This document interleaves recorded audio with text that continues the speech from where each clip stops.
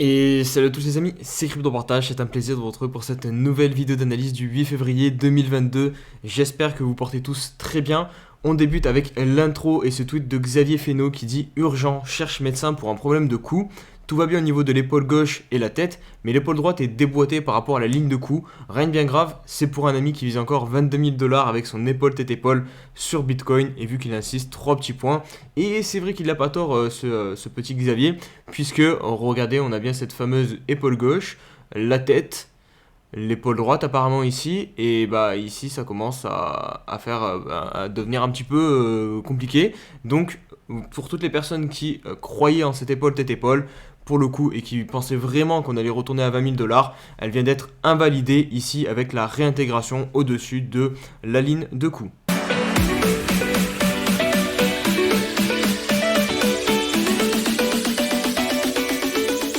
Au niveau de la map crypto, aujourd'hui on a encore de belles couleurs, vous le voyez à l'écran, le Bitcoin quasiment à 45 000 $ ce matin, plus 5%. Du côté de l'Ether, 3 200 $, donc la hausse continue à se poursuivre, que ce soit sur l'Ether ou le Bitcoin, et aussi du côté des altcoins, même si on a quelques alts qui calent un petit peu, vous le voyez au niveau de Solana, on est sur moins 0,5%, Mana pareil, on est dans le rouge, Léo on est pas mal dans le rouge aussi, moins 7%, Axie qui avait bien performé ces derniers jours, moins 5% aussi, et sinon en top performer, on a l'XRP qui prend plus 20%, et Shiba qui continue sur sa lancée d'hier, plus 22%. Et on va débuter cette vidéo avec une bonne nouvelle que j'ai vue ce matin en me levant. J'y ai pensé, je me suis dit où on en était au niveau du sondage que je réalise chaque début de mois pour voir un petit peu l'avis général qui traîne sur Twitter et sur la communauté. Donc on a eu 266 votes pour ce sondage, je l'ai réalisé le 1er février.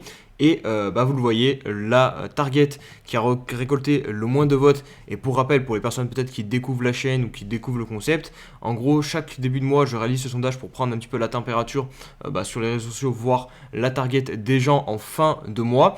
Et depuis 3 mois, à chaque fois, c'est la réponse où il y a le moins de réponses qui l'emporte. Et là, pour le coup, c'est celle-ci, c'est celle où on aurait un Bitcoin au-dessus de 50 000 $. Donc voilà, je ne vous fais pas un dessin. Selon les statistiques, on devrait donc poursuivre avec un Bitcoin à plus de 50 000 $ pour fin février. Par contre, attention, c'est évidemment, plus ludique et faut plus prendre ce sondage en mode fun que vraiment se baser à fond dessus, même si je pense que voilà, ça donne une petite idée quand même du sentiment général, puisque si on prend vraiment en termes de stats purs, regardez, on a les moins de 30 000 $ qui sont vraiment pas loin du tout. Donc attention, on sait jamais, on peut aussi basculer de l'autre côté. J'ai oublié de le dire en début de vidéo, mais n'oublie pas le petit pouce bleu et aussi l'abonnement à la chaîne YouTube. Je sais que vous êtes beaucoup à regarder les vidéos sans vous abonner, donc on n'est plus très loin des 20 000 abonnés, ça me ferait plaisir de les atteindre, donc vraiment n'hésitez pas. Et puis vous aussi, ça vous aide à être notifié dès que je sors une vidéo, j'en sors une par jour, donc voilà, vous avez du contenu à disposition. On passe à cette news donc, que nous partage Raphaël sur Twitter, c'est Cash App qui vient d'intégrer le Lightning Network donc sur le Bitcoin pour les paiements en Bitcoin. C'est l'application de paiement créée par Jack et qui compte plus de 30 millions d'utilisateurs. Et quand je dis Jack, parce que voilà, je dis Jack comme ça, comme si c'était mon pote, c'est évidemment Jack Dorsey, le fondateur de Twitter. Sur Twitter, je vous ai demandé comment je pourrais améliorer la chaîne YouTube et quel type de contenu vous auriez aimé voir sur cette même chaîne.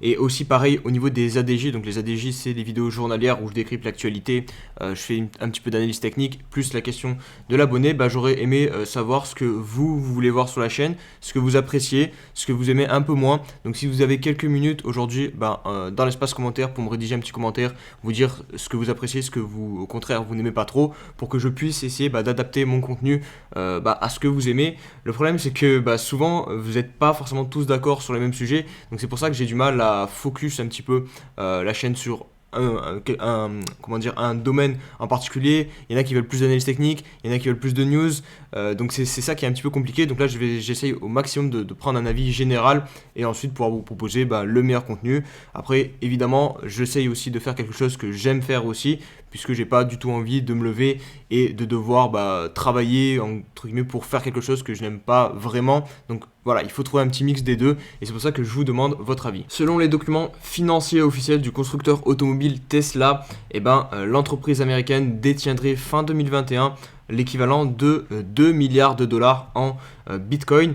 Pour rappel, Elon Musk, le CEO donc de Tesla, avait acheté pour 1,5 milliard de dollars de Bitcoin début 2021. Donc c'est pour l'instant une plus-value qu'ils réalisent grâce au BTC. Ils ont aussi effectué une transaction puisque dans le document, Tesla indique avoir perdu 101 millions de dollars du fait de la dégradation de la valeur de la monnaie virtuelle, mais avoir engrangé 128 millions de dollars après avoir vendu une partie de ses bitcoins au mois de mars 2021, soit un gain au final de 27 millions de dollars issus de ces transactions. On enchaîne avec le tout premier mariage virtuel qui vient de se dérouler dans le métaverse de Decentraland, donc Mana. Alors c'est un couple qui était certes marié depuis 14 ans, donc c'est plutôt un mariage de renouvellement de vœux, mais ça a été fait de manière très sérieuse puisqu'ils ont fait appel à un cabinet d'avocats américain, donc le groupe Rose Law Group, pour vraiment officialiser ce mariage. Il y avait plus de 2000 invités et ils ont offert donc en guise de cadeau à ces invités 2000 NFT. Donc vraiment un mariage 100% virtuel. Alors personnellement je trouve ça assez ridicule, mais bon voilà, il faut vivre avec son temps apparemment et on se dirige peut-être vers ce genre d'événements beaucoup plus fréquemment maintenant. Et on va conclure avec une news un peu plus sérieuse, voire même beaucoup plus sérieuse, puisque là il s'agit de la Corée du Nord qui apparemment sera en train de financer son programme d'armement nucléaire en dérobant des crypto-monnaies sur les échanges. Alors personnellement je n'étais pas du tout au courant de cette news, hein, et apparemment c'est pourtant une chose que la Corée du Nord fait depuis 2019 et peut-être même avant, mais en tout cas les premiers rapports concernant ces vols auraient émergé dès 2019, et là on a donc des nouveaux rapports qui viennent de tomber. D'abord on a un État membre de l'ONU qui dit que la Corée du Nord aurait subtilisé plus de 50 millions de dollars entre 2020 et 2021 sur au moins 3 échanges. Et enfin, un rapport récent de Chainalysis qui montre, lui, que la Corée du Nord serait plus proche des 400 millions de dollars dérobés en crypto-monnaie lors de l'année 2021, donc au total sur l'année 2021, donc ça commence à faire une sacrée somme de volets, donc c'est assez surprenant et même plutôt du coup assez inquiétant, donc vraiment encore une fois, bon, je pensais à nous plutôt, faites très attention, toujours quand vous laissez vos cryptos sur les échanges centralisés, vous n'êtes jamais à l'abri d'une attaque, et surtout là quand on se dit que potentiellement un état entier va mettre des fonds pour attaquer les échanges, c'est vrai que ça peut faire un petit peu peur. On se retrouve pour la partie analyse technique, donc on va débuter par le Bitcoin comme d'habitude. Donc on continue la hausse sur le Bitcoin, il ne semble pas faiblir du tout pour le moment. On arrive donc sur la grosse zone des 45 000, 46 000 dollars qui est pour moi, je vous l'ai montré hier, la zone, la première vraie grosse zone de résistance. Il y a les 0,38 de Fibonacci qui se trouvent pile sur cette zone-ci. C'est l'ancien support ici de ce range et vous le voyez pour l'instant on commence à buter dessus. C'est sur le 4 heures qu'on pouvait constater ça plutôt de manière assez précise. Hop. Alors, je vais vous l'afficher en grand. Vous voyez, on a fait une mèche chirurgicale vraiment sur le niveau de support de l'ancien range. Donc, on a été repoussé un petit peu. Et c'est, il me semble, une des premières fois où on a été aussi fortement repoussé depuis que on monte quasiment en ligne droite depuis les 36 000 dollars ici. Et donc, l'impulsion, on avait break, donc le niveau des 40 000 dollars. Et là, vous voyez, on a eu la première bougie qui en théorie ne donne pas vraiment bon signe. C'est plutôt une bougie baissière, une espèce de doji avec une énorme mèche en haut qui a méché pile sur le niveau des 50 000 dollars. Et rappelez-vous ce que je vous ai dit hier. En général, pour qu'un support ou une résistance fonctionne, il faut que quand on arrive dessus, on ait un fort rejet dans le sens inverse. Donc quand on arrive sur une résistance et qu'on se fait fortement rejeter, ça veut dire quoi? Ça veut dire qu'il y a des vendeurs présents, et il y a des mecs qui sont là pour vendre, qui avaient déjà préparé leurs ordres de vente. Du coup, quand on s'infiltre dans le prix, bim, on se fait tout de suite rejeter parce qu'il y a beaucoup de gens qui veulent vendre sur ces niveaux de prix. Donc ça, c'est pour les personnes qui sont bulls, pas vraiment positif. Ça montre que vraiment ce niveau va être défendu. Après, honnêtement, je trouve le rejet encore assez faible. Certes, ça reste un rejet, mais pour le coup, voilà, vu l'amplitude de la hausse, on aurait pu se faire rejeter beaucoup plus violemment. Donc, personnellement, je pense qu'on va réussir à dépasser ces 45 000 dollars. On a toujours, si je mélange ça un petit peu à de l'analyse subjective, avec notamment les biais psychologiques que je vois sur les réseaux sociaux, l'ambiance générale, je pense qu'il y a encore beaucoup de personnes qui sont dans le déni et qui ne croient pas à cette montée et qui pensent toujours que nous allons descendre sous 30 000 dollars ou revenir au moins à 30 000 dollars. Donc, je pense qu'on a encore pas mal de jus pour alimenter cette hausse. En tout cas, d'un point de vue technique, là, pour moi, le retournement de tendance est totalement validé. On a récupéré ce point haut, on est repassé au-dessus des moyennes mobiles. Il ne reste plus qu'elle croise à la hausse. Donc ça, il va falloir attendre quelques jours que la bleue repasse au-dessus de la rouge. Mais voilà, techniquement, c'est vraiment propre ce que nous a fait le BTC. C'est un joli breakout dans les règles de l'art. Je voulais vous montrer, j'ai oublié de le faire hier, la sortie sur le BTC CME, donc sur le Chicago Mercantile Exchange, puisque je vous l'avais mis sur Twitter, mais j'ai oublié de le faire en vidéo. Donc vous voyez ici, on a donc brisé cette résistance qui pour moi était très importante. On avait clôturé juste en dessous et on a réouvert avec un gap haussier. Donc ça c'est plutôt positif. J'espère que ce sera un gap de rupture. Maintenant il faut se méfier parce qu'en général les gaps on vient les combler. Donc peut-être un petit retour aux alentours des 40 500 $. C'est clairement un scénario qui est envisageable sur le Bitcoin, puisque pour le coup on a brisé donc cette ancienne résistance et on peut clairement ici venir la valider comme support. Donc voilà, il faut rester vigilant. Au niveau du court terme, rentrer maintenant c'est pour moi un petit peu de la folie, c'est pas très logique d'un point de vue technique. En tout cas moi comment je l'interpréterai, ici vous êtes sous une grosse résistance, on vient de faire un gros run haussier. Donc ici vous êtes plutôt dans une recherche de prise de profit plutôt que dans une recherche d'achat. En tout cas moi c'est comme ça que je le vois. Petite analyse rapide de l'Ether. On a pour l'instant réussi à s'affranchir du niveau des 3000 $ qui était très important. Vous voyez hier on a fait une belle clôture. Maintenant on arrive pile sur un niveau hyper important aussi. Il y a le EMA 50, il y a la trendline et vous voyez pour le moment on bloque vraiment sous ce niveau. Donc ça serait intéressant de réussir un nouveau breakout sur l'Ether et faire une belle bougie aujourd'hui pour venir chercher notamment le prochain niveau de résistance qui est situé aux alentours des 3400 $. Je vais enchaîner très rapidement maintenant avec Link qui sera la crypto, donc l'altcoin que je vais analyser dans cette vidéo. On va se mettre sur le weekly pour prendre un petit peu de recul. Donc Link, le gros niveau de support des 15 $ qui pour le moment a fait bien office de support. Vous le voyez ici, on a pas mal de mèches qui ont méché pile sur ce niveau là. Hop, ici support. Ici on avait validé un magnifique W, donc on revient le tester une fois de plus. Donc c'est vraiment un gros support. Maintenant attention, puisque sur Link nous sommes en tendance baissière sur le weekly, vous le voyez, hop, point bas et point haut de plus en plus bas pour cet actif. Donc ici les probabilités vont être dans le fait de faire un point haut moins haut que celui-ci, et notamment il y aura de grandes chances qu'on vienne rechercher. Alors hop, je vais prendre mon bon Fibonacci qui est déjà programmé avec la zone de rechargement. Donc hop, dans cette zone de rechargement, donc il se situe aux alentours des 25 $. Et vous voyez, c'est là aussi où se trouvent les deux EMA. Et c'est aussi ici que les EMA, vous voyez, vont croiser à la baisse. Donc ça aussi, c'est pas forcément un signal très positif. Sinon, si vous voulez un signal un peu plus positif, on a le RSI, vous voyez, qui est dans un espèce de triangle de compression, qui est en train de compresser. Et donc, si jamais on fait une sortie par le haut, on pourrait valider en plus de ça une divergence haussière ici, puisque regardez, hop, le cours ici descend et le RSI ne descend pas.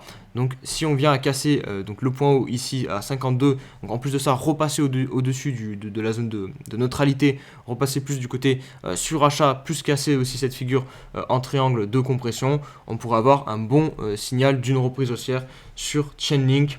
Et si je prends un peu plus au niveau du court terme en me positionnant sur le daily, donc d'un point de vue price action, on a bien un retournement de tendance, un petit W ici qui a été validé à la cassure des 18 $.